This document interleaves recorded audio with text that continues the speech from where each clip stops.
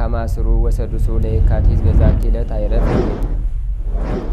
ቅዱስ ኤፍሬም መታሰቢያው ነው። በረከቱ ጋራት ነው።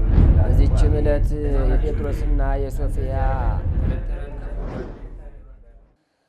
በስመ አብ ወወልድ ወመንፈስ ቅዱስ አሐዱ አምላክ አማስሩ ወረቡዕ ለመጋቢት በዛቲ ዕለት አይረፍ አብ ቅዱስ መቃርስ ሊቀ ጳጳሳት። አንድ አምላክ በሚሆን በአብ በወልድ በመንፈስ ቅዱስ ስም መጋቢት 24 በዚች ቀን በእስክንድርያ ለተሾሙ አባቶች ሊቃነ ጳጳሳት 59ኛ የሆነ ቅዱስ አባት የእስክንድርያ ሊቀ ጳጳሳት አባ መቃርስ አረፈ። ይህም የከበረ አባት ሳብራ ከምትባል አገር ነው። ከታናሽነቱ ጀምሮ ይህን ዓለም ንቆ ትቶ የምንኩስና ልብስ ሊለብስ ወደደ። ወደ አስቄጥስ ገዳም በመግባት በታላቁ አባ መቃርስ ቤተ ክርስቲያን ውስጥ መነኮሰ። በተጋድሎም ተጠመደ። ከእርሱም በጎ ሥራዎችና ትሩፋቶች ተገልጸው ታዩ። ከእርሱ አስቀድሞ የነበረ ሊቀ ጳጳሳት አባ ቆዝሞስ ባረፈ ጊዜ ኤጲስቆጶሳቱ ይሾሙት ዘንድ በአንድ ምክር ተስማምተው ለእስክንድርያ ሊቀ ጳጳሳት አድርገው ያለ ፈቃዱ ሳይወድ በግድ ሾሙት። ወደ እስክንድርያም ይዘውት ሲሄዱ እግረ መንገዱን ከተወለደባት አገር ደረሰ። እናቱም በዚያ በሕይወት አለች። እርሷም የዚህን የኃላፊውን ዓለም ክብር የምትጠላ እግዚአብሔርም የምትፈራ እውነተኛ ሰው ናት። ወደ እርሷም እንደመጣ ስለ እርሱ በሰማች ጊዜ ልትቀበለው አልወጣችም። ነገር ግን እርሷ ወዳለችበት ቤት ገባ። ተቀምጣም ትፈልግ ነበር። በሰላምታ ልትገናኘው ያልተነሳችው ያላወቀችው መስሎት እኔ ገሌ ልጅሽ አይደለሁምን? ለምን ሰላምታ አትሰጭኝም ወይስ አላወቅሽኝም አላት። እርሷም እኔስ አውቄሃለሁ፣ ራስን ያላወቅህ አንተን በዚህ በሊቀ ጵጵስና ክብር ሆነ ከማይህ ሞተህ ተገንዘባይ በወደድኩ ነበር። ከአሁን በፊት የምትጠየቀው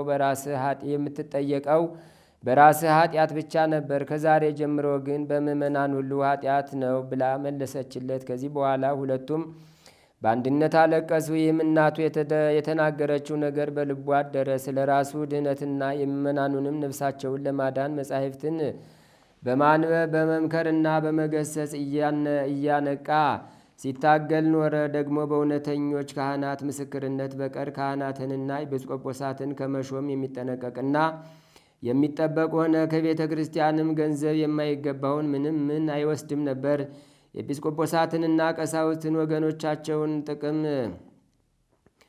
ባላቸው በቅዱሳት መጻሕፍት ቃል በመምከር ይጠብቃቸው ዘንድ ያዛቸው ነበር። በሰላምና በጸጥታ ሆኖ በማርቆስ ወንበር ለ20 ዓመት ኖረ።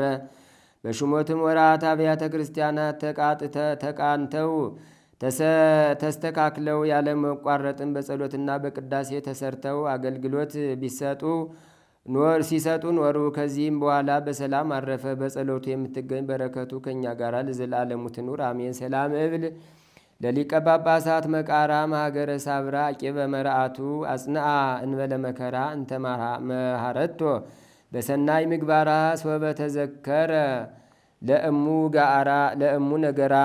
በዚችም ዕለት ደግሞ አይሁድ በጌታችን ላይ አጽንተው መከሩ። ለእርሱም ክብር ምስጋና ይሁን ለዘላለሙ አሜን። አንድ አምላክ በሚሆን በአብ በወልድ በመንፈስ ቅዱስ ስም መጋቢት 25 በዚች ቀን ከ72ቱ አርድእት አንዱ የከበረ የተመሰገነ ሐዋርያ አንሰፎሮስ አረፈ። ዛቅረብኩ ማይሌታ ዘኪርያ ይላፈም ለተጸምዱ ከዘልፈ ለላ አነብብ ተወከብ ዘንዴቴ መጽሐፈን ተረሰ ከግዚኦ ጸዲቀ መበለት ኩፈ ምላቡላን ዘተርፈ ነቢያት ቅዱሳን ሐዋርያት ሰባኪያን ሰማዕቶ ጻድቃን መላእክት ትጉሃን ደናግላዲዮ መነኮሳት ሄራን ባርኩ ጉባኤ ዛቲ መካን እስከ አረጋዊ ሊቆኖስ ሕፃን ለዘጻፎ በክርታስ ወለዛ ጻፎ ወንዘ የደርስ ወለዛ አንበቦ ወለዘ ተርጎሞ በልሳን አዲስ ወለዘ ሰማ ቃሎ በዝነ መንፈስ በጸሎተሙ ማርያም አራቂተ ኩሉም ባይ ስቡረ የመሐረነ ኢየሱስ ክርስቶስ።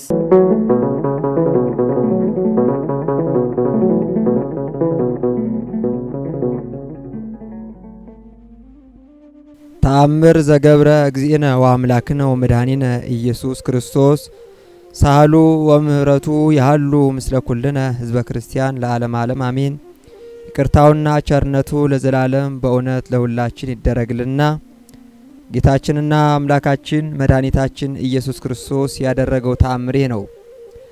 ብፁዕ አባታችን አቡነ ተክለ ሃይማኖት በእስር ቤት እንዳለ መንፈቀ ሌሊት በሆነ ጊዜ የመላእክት አለቃ ቅዱስ ሚካኤል ተገልጾ ወዳጄ ተክለ ሃይማኖት ሆይ አይዞህ አትፍራ፣ ብዙዎችን ሰዎች ወደ አምልኮተ እግዚአብሔር ትመልሳለህና ጽና፣ በርታ፣ ድል የምታደርግበት ስልጣን ተሰጥቷልና ብሎ እርሱን ገብረ ዋህድንም ከእስራታቸው ፈታቸው። በነጋም ጊዜ ንጉሡ ተክለ ሃይማኖትን አምጡ ብሎ ወደ እስር ቤት መልእክተኞችን ላከ። ብፁዕ አባታችን አቡነ ተክለ ሃይማኖትም ፊቱ እንደ ፀሐይ እያበራ ቁሞ ሲጸልይ አገኘውና መልእክተኞቹ ንጉሥ ይጠራሃል ሂድ ብለው ጠሩት። ብፁዕ አባታችን አቡነ ተክለ ሃይማኖትም ከልጁ ከገብረ ዋህድ ጋር ከእስር ቤት ወጥቶ ሄደና ከንጉሡ ፊት ቆሞ ንጉሡም ከእስር ማን ፈታህ አለው። ብፁዕ አባታችን አቡነ ተክለ ሃይማኖትም አእምሮን ያጣህ አንተ ጎስቋላ፣ የፈጣሪዬ የኢየሱስ ክርስቶስ ኃይል እስከ መቼ ትጠይቀኛለህ? ትላንት ከእጅህ ያዳነኝ ማን ይመስልሃል? ብሎ ጥያቄውን በጥያቄ መለሰለት። ሞተ ለሚም ትላንት በስራህ ድንሃል። አንተ ክፉ ሰው ከሀገርህ አስወጥተው የሰደዱ ከዚህ ትነግስ መስሎሃልን? ብሎ ጦሩን ሰብቆ ብፁዕ አባታችን አቡነ ተክለ ሃይማኖትን ሊወጋው ሲል ጦሩ ከእጁ ጋር ተጣብቆ ክንዱም ሰለለችና ደርቆ እንደ ድንጋይ ሆነ። እኔን ገድሎ መንግስት ይቀማኝ ዘንድ አገሬንም ያጠፋ ዘንድ ይህ ሟርተኛ ከየት መጣ እያለ ጮኸ። ሰይጣንም በሩቅ ቆሞ ሞተ ለሚን ይህን መተተኛ ሰው ብትገድለው እኔ አድንህ ነበር ብሎ ጮኸ።